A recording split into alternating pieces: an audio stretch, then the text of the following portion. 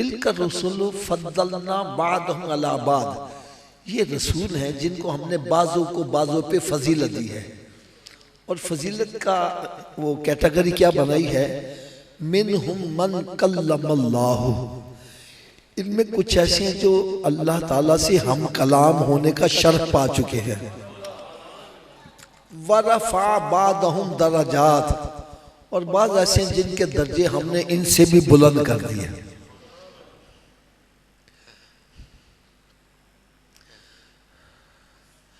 जैसे कुरान मजीद फुरकान हमीद में ही 9वां पारा है, रब ताला ने इरशाद फरमाया, हज़रत मूसा अला नबीना व अलैहिस्सलाम कोहे तूर पर तशरीफ ले जाते तो डायरेक्ट अल्लाह ताला से गुफ्तगू किया करते थे, हम बगैर किसी फरिश्ते के वसीले से। तो आपका लक़ब हुआ कलीमुल्लाह। क्या हुआ? यानी अल्लाह ताला से हम कलाम होने वाले।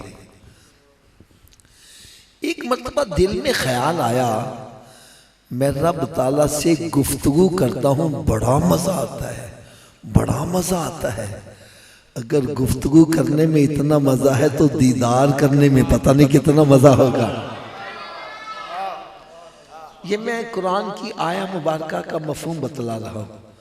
तो अपनी ख्वाहिश का इजहार कर दिया कि रब्बी अरिनी अंजुर इलैक, या अल्लाह मुझे अपना आप दिखा, मैं तुझे देखना चाहता हूं, मुझे अपना आप दिखा, मैं तुझे।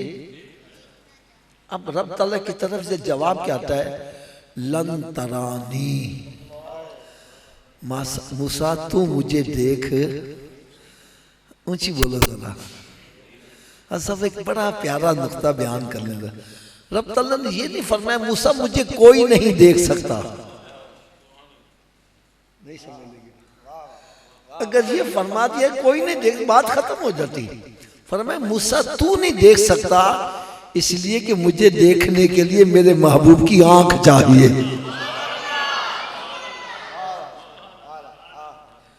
अर्ज़ करने, या अल्लाह मुझे जरूर दिखा, मुझे जरूर दिखा। अल्लाह रब्बुल इज्जत ने इरशाद फरमाया, चलो फिर हम पहले टेस्टिंग कर लेते हैं। टेस्टिंग कैसी होगी? फरमाया मैं अपने एक नूर की तजल्ली पहाड़ पर डालूंगा, फ़इनिस्तक़र्रा मकानहु फसौफ़ तरानी, अगर ये अपनी जगह बरकरार रह गया तो फिर तो मुझे देख लेना। अर्ज़ करने की ठीक है। कुरान कहता है फलम्मा तजल्ला रब्बुहु लिल-जबल जअलहु दक्कन व खर्रा मूसा साइका, जब अल्लाह ताला ने अपने नूर की तजल्ली पहाड़ पर डाली, पहाड़ जल के सुरमा हो गया, मूसा अलैहिस्सलाम बेहोश हो गए। मूसा अलैहिस्सलाम, थोड़ा सा ऊंची आवाज से बोला, जब होश में आए तो अर्ज करने के, या अल्लाह मैं तेरे नूर की तजल्ली को बर्दाश्त, थोड़ा सा ऊंची आवाज से बोलो यार, बड़े मजे की बात कहने लगा हूं। अर्ज करने के, या अल्लाह मैं तेरे नूर की तजल्ली को बर्दाश्त। रब ताला ने इरशाद फरमाया मूसा आ, मैं तुझे अपने महबूब के उम्मती की शान बतलाऊं। किसकी?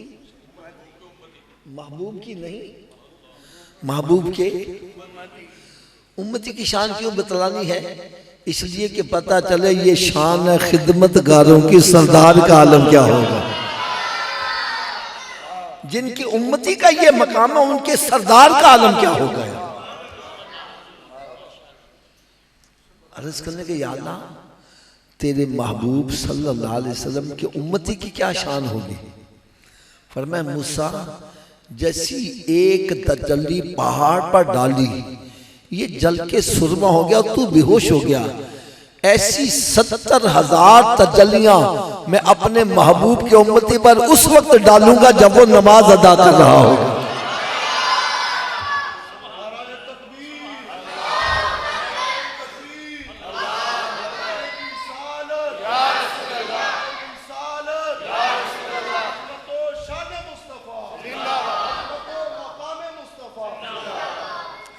अच्छा, अब अगली बात सुनो। मूसा अलैहिस्सलाम दुआ क्या करते हैं? या अल्लाह उस महबूब का उम्मती मुझे भी बना दे। अच्छा, आप मेरी बात समझ नहीं रहे। दुआ कौन मांग रहा है? जो अल्लाह का नबी भी है, रसूल भी है, कलीमुल्लाह है, इतनी फजीलतें रखने के बावजूद अर्ज क्या कर रहा है? या अल्लाह मुझे अपने महबूब का उम्मती बना दे। क्या बना दे? ऊंची बोलो यार। और हमने दुआ भी ना मांगी, रब ने पैदा ही महबूब का उम्मती बना के कर दिया। शुक्र खुदा मोहम्मदी, हमको बनाया उम्मती। अरे किसको मिला ये मर्तबा? सल्ले अला नबीना सल्ले अला मुहम्मदिन। अब यार मैं जो आपके सामने एक नुक्ता रखने लगा हूं, बड़े गौर से सुनिएगा। आपके इस सियालकोट के अंदर इलेक्शन तो होते होंगे, होते हैं ना? जब इलेक्शन आते हैं तो बड़े बड़े पढ़े लिखे अफराद कैंडिडेट सामने आते हैं। कोई FA पास है, कोई BA पास है। मैं समझाने के लिए मिसाल देने लगा हूँ। कोई वकील है, कोई बैरिस्टर है, बड़े बड़े पढ़े लिखे इलेक्शन में खड़े हुए। जहां इतने पढ़े लिखे खड़े हुए, एक अंगूठा टेक भी खड़ा हुआ अनपढ़, उसने आके सारे इलाके को इकट्ठा किया। उसने कहा यार मैं अनपढ़ हूं और आपसे वोट लेने आया हूं। मोहल्ले वालों ने सोचा यार पढ़े लिखे बड़े आजमाए, चलो ऐस दफा ऐसे न वोट दे दिया वोट। वो मेंबर बन गया। क्या बन गया जी? ऊंची बोलो। अब उसको सुबह बुलाओ भागा आता है, शाम बुलाओ भागा आता है। मैं कहा यार तू मेंबर बन गया, मैं क्यों नसा रहे? क्या लगा हाफिज जी सच्ची गल दसा, मैं इस सीट दे काबिल, ये इलाके वालों ने मेरे ऊपर करम नवाजी की, मेरे जैसे अनपढ़ को वोट दे दिया और मैं तो इस सीट के काबिल नहीं था, इन्होंने मुझे इस काबिल बनाया। अब ये बुलाए तो मुझे आना तो चाहिए ना। जब ये बुलाए मुझे आना तो चाहिए ना। यार मस्जिद में बैठे हो, बात सच्ची करना, क्या हम इस काबिल थे कि सरकार के उम्मती बना दिए जाते? हम इस काबिल थे ही नहीं कि सरकार के उम्मती बना। जिसकी उम्मती बनने के लिए नबी दुआएं कर रहे हैं, रसूल दुआएं कर रहे हैं, हम इस काबिल ही नहीं थे और रब ताला ने हमें काबिल बना दिया। अब हमें रब का कहा मानना चाहिए कि नहीं मानना चाहिए? थोड़ा समझिए, बात से बोले। क्या हम मानते हैं?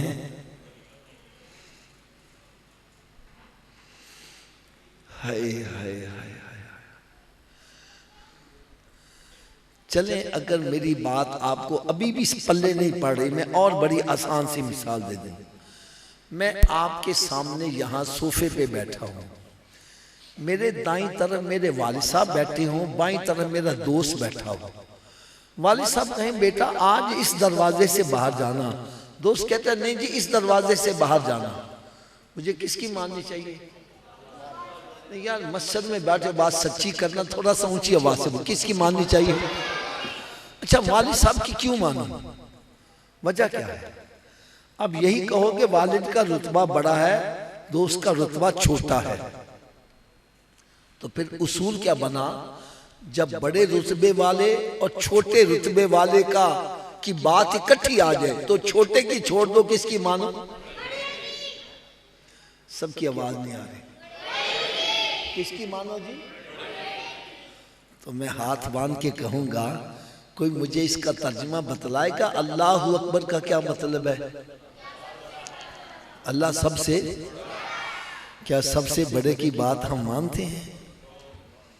यार अल्लामा इकबाल यही तो रो रहा है। वो कहते हैं जुबान से कह जो दिया ला इलाहा इल्लल्लाह तो क्या हासिल, दिलो निगाह मुसलमानी तो कुछ भी नहीं है। जुबान से अल्लाह अकबर कहते हैं और बात शैतान की मान रहा है।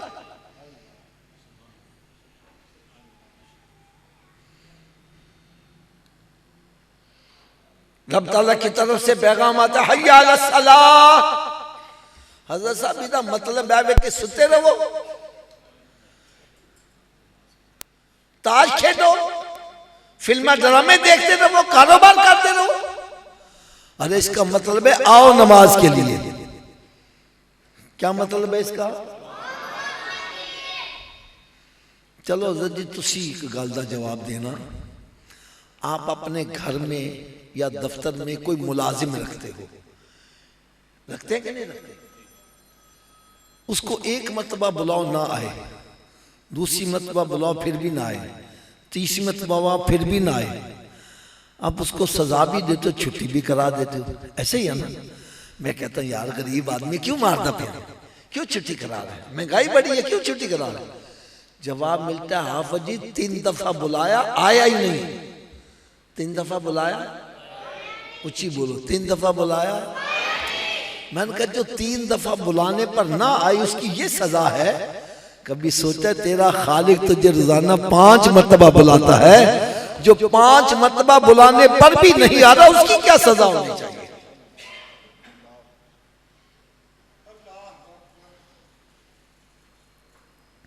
देखो भाई मैं गलत बयान नहीं करूं, आप मेरा लिहाज ना करो, खड़े होकर कहो हाफिज साहब गलत कह रहे हो, मैं सबके सामने माजरत भी करूंगा, अल्फाज भी वापस ले लूंगा। और अगर मेरी बात सच्ची है तो फिर हमें अपनी इस्लाह करनी चाहिए कि नहीं करनी चाहिए? यार मिलाद हम उस नबी का मना रहे हैं जिसका हुक्म सूरज भी मान रहा है, चांद भी मान रहा है, जिसका हुक्म दरख्त भी मानते हैं और जानवर भी।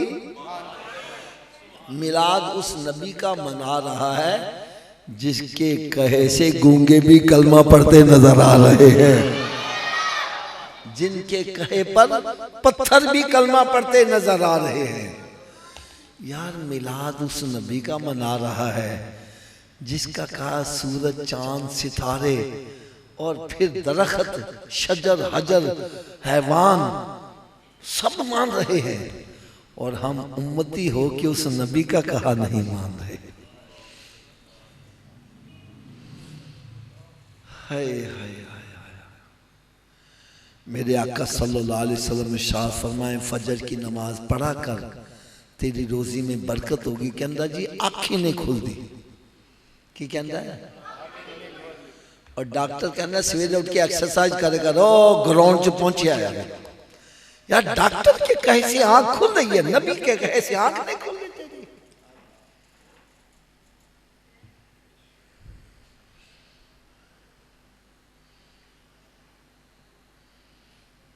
यकीन जानो बड़ा दुख होता है। आज जो हमें जिल्लत और रसवाई का सामना करना पड़ रहा है उसकी सिर्फ एक ही वजह है, हम नबी के नाफरमान हो बनते थे, हम सरकार का कहा नहीं माने। अल्लामा इकबाल ने तो यहां तक कह दिया कि मोहम्मद से वफा तूने तो हम तेरे हैं। अरे ये जहां चीज है क्या लौह कलम तेरे हैं, तू सरकार का गुलाम तो बन के देख, फिर लौह भी तेरे हाथ में कलम भी तेरे हाथ में। निगाहें मर्दे मोमिन से बदल जाती हैं तकदीरें, अगर ज़ौक़े यकीन पैदा हो तो कट जाती है जंजीरें। न पूछ इनकी खिरका पोशों से, इरादत हो तो देख इनको, अरे यदे बैजा लिए बैठे हैं अपनी आस्तीनों में, तू सरकार का गुलाम तो बन के दे। आपके यहाँ सियालकोट का तो मुझे इतना अंदाजा नहीं, हमारे लाहौर के अंदर एक जना गार्डन है। क्या है जी? ये मैं वो बात करने लगा हूं, आप आजाद ऑन द रिकॉर्ड इसको चेक भी कर सकते हो। सुबह चले जाओ मस्जिदें वीरान, और जना गार्डन में इतना रश कि गाड़ी पार्क करने की जगह नहीं। औरतें मर्द सूरज निकलने से पहले पहुंचे हुए, कोई इधर जा रहा है, कोई उधर जा रहा है, कोई उल्टा हो रहा है, कोई सीधा हो रहा है।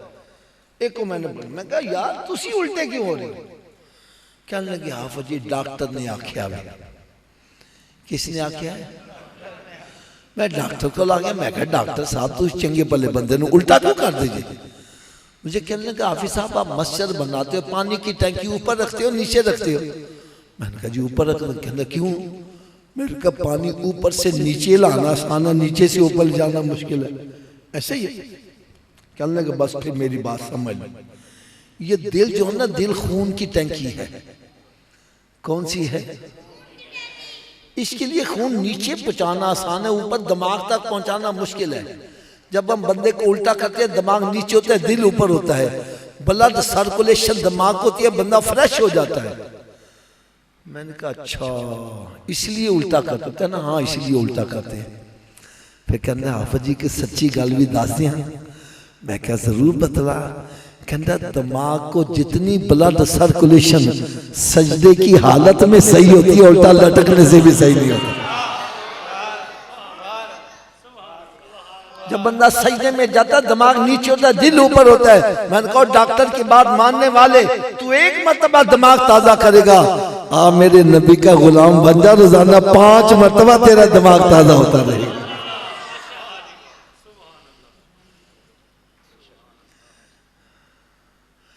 हज़रत साहब पता नहीं आप मेरी इस बात से इत्तेफाक करें कि ना करें, हज़रत सैयदना उमर फारूक रज़ी अल्लाह ताला अन्हु वो थे जिनका नाम सुन के बड़े बड़े काफिर उनके पांव लरज़ना शुरू हो जाते थे। हुक्मरान कैसो किसरा कांपना शुरू कर देते थे। और आज हम अमेरिका का नाम सुन के कांप जाते हैं, इस्राइल का नाम सुन के कांप जाते हैं। हालांकि इस्लाम वही है, अल्लाह भी वही है, नबी भी वही है, दीन भी वही है, कुरान भी वही है। वजह क्या है? वजह यही था वो मेरे सरकार के फरमा बरदार थे और हम फरमा बरदार नहीं हैं। मैं एक और मिसाल दे दूं अगर आपको तसल्ली नहीं हो रही मेरी बात से। हज़रत साहब एक बंदा बीमार हो जाता है, डॉक्टर के पास जाता है, डॉक्टर चेकअप करके कहता है सूफी साहब आप छोटा गो छोड़ दो, तुसी बाबा जी वड्डा गो छड़ दियो, तुसी हज़रत साहब नमक छड़ दियो तो तुसी मिठा छड़ दियो। मस्जिद में बैठे सच्ची बात छोड़ देते कि नहीं छोड़ देते? ऊंची बोलो यार। अच्छा आप में से कोई बतलाएगा छोटा गोश्त हलाल है कि हराम है? ऊंची बोलो यार। बड़ा गोश्त, नमक, मीठा, यार डॉक्टर के कहे से हलाल छोड़ देता है, नबी के कहे से हराम नहीं छोड़ रहा।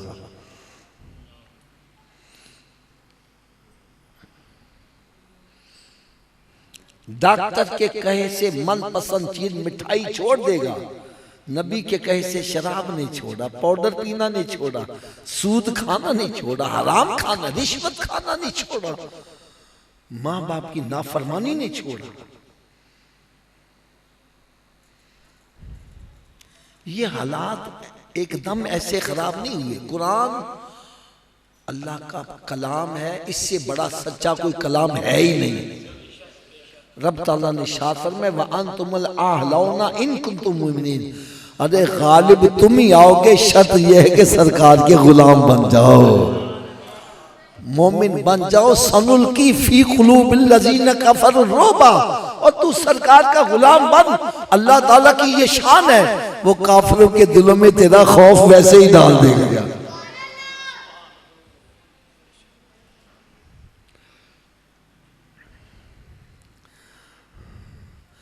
अच्छा एक मेरा दोस्त था, मिठाई बड़ी खाता था। एक मतलब उसने मिठाई खाना छोड़ दी। मैं कह यार नहीं तू खांदा है? कहने लगा हाफिज साहब डॉक्टर ने मना कर दिया है। किसने मना कर दिया? मैं कहा छोड़ डॉक्टर को, खाया कर तुम। कहता नहीं हाफिज साहब डॉक्टर मेरा खैर खा है, डॉक्टर मेरा। मैंने कहा मेरे आका से बड़ा खैर खा कोई हो सकता है? डॉक्टर के कहे से तो हलाल छोड़ा, नबी के कहे से हराम नहीं छोड़ा।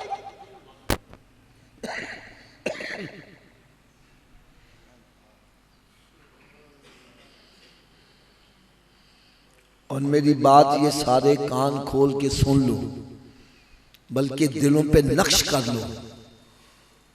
बंदा जितनी हेरा फेरी करता है औलाद के लिए करता है। किसके लिए करता है जी? और दोस्तों को राजी करने के लिए शराब पीता है। वो कहते हैं आ साढ़ना शराब पी, और मत घबरा, असी तेरा साथ नहीं छड़ांगे, असी तेरे नाल मरांगे। क्यों जी जो मर जाने फिर नाल मरते ने, फिर कहने लै चलो कि बो नाल कड्डो बाहर। मियाँ मुहम्मद रहमतुल्लाह फरमाते हैं किथे नहीं तेरे घर वाले जिन्हां लई सै तू पाप कमांदा, जेड़े कहंदे सी मरांगे नाल तेरे, अज उन्हां भी बाजियां हारियां नहीं। अरे जिनको राजी करने के लिए रब को नाराज करता था, उसके प्यारे हबीब सल्लल्लाहु अलैहि वसल्लम को नाराज करता था, वो सारे तुझे मनो मट्टी के नीचे दफन करके वापस आ जाएंगे।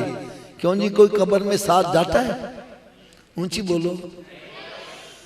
ये जितने खैर खा हैं कब्र में दफन करके वापस आ जाएंगे, और मेरा नबी ऐसा खैर खा है कि कब्र में भी तशरीफ ले आएंगे।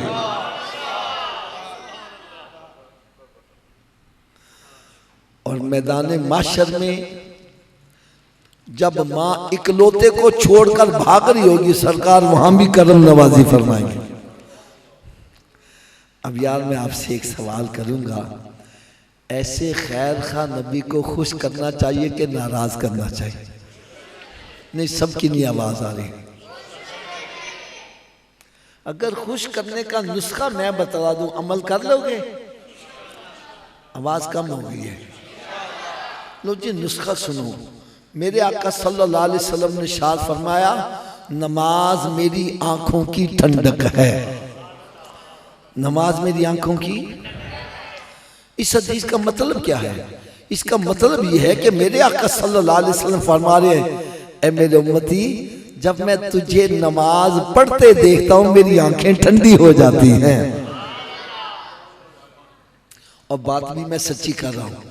हजरत साहब आप रात के पिछले पैर उठो, चाहे इस्तंजा पानी के बहाने उठो, आगे आपका बेटा जाए नमाज बिछा के नमाज पढ़ रहा हो, आपकी आंखें कितनी ठंडी होंगी? आपकी ठंडी होंगी तो मेरे आका की कितनी ठंडी होती होंगी? तो थोड़ा सा जरा जवाब दो कि आवाज के साथ। जब हम नमाज पढ़ते हैं तो सरकार की आंखें, थोड़ा सा और ऊंची आवाज से बोला, जब हम नमाज पढ़ते हैं सरकार की आंखें, और जब हम नमाज नहीं पढ़ते, रोजा नहीं रखते, शराब पीते हैं, जिना करते हैं, बेहयाई के काम करते हैं, झूठ बोलते हैं, गीबतें करते हैं, चुगलियां करते हैं, वादा खिलाफी करते हैं, गालियां निकालते हैं, माँ बाप की नाफरमानी करते हैं, खूनी रिश्तों को तोड़ते हैं, क्या सरकार की आंखें फिर भी ठंडी होती हैं? ऊंची बोलो यार। तो फिर मैं भाई हाथ बांधकर एक आपसे गुजारिश करूंगा, खुदा के लिए जिस नबी का मिलाद मनाते हो आंखें भी उन्हीं की ठंडी किया करो। ये ना मिलाद तो सरकार का मना रहे और आंखें ठंडी शैतान की कर रहे।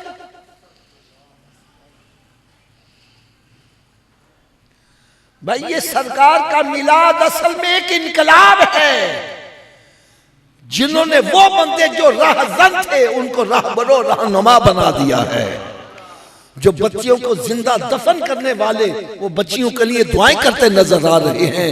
जो लोगों की इज्जतें लूटने वाले वो इज्जतों के मुहाफिज बन गए हैं। ये इनकलाब है। खुदारा आप भी मेरे आका के मिलाद को बदनाम न करो। मिलाद शरीफ से उठ के गया है, फिर झूठ बोल रहा है, फिर गालियां निकाल रहा है, फिर नमाज नहीं पढ़ रहा, फिर दाढ़ी बढ़ा रहा है।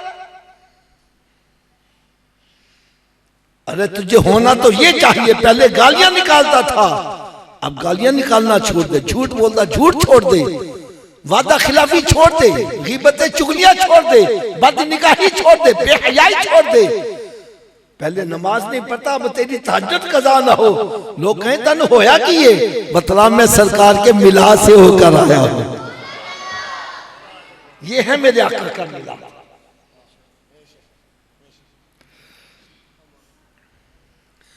चलो हज़रत साहब अब अजान का टाइम भी हो गया है।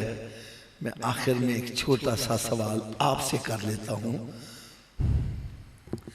मकान है आपका अपना, इसको लगा हुआ है ताला, बगैर चाबी के घर में दाखिल हो जाओगे? सारे ऊंची आवाज से बोलो। अगर बगैर चाबी के बाबा जी तुसी अपने घर च नहीं जा सकते, बगैर चाबी के जन्नत में कैसे चले जाओगे? आप कहेंगे जी जन्नत की चाबी क्या है?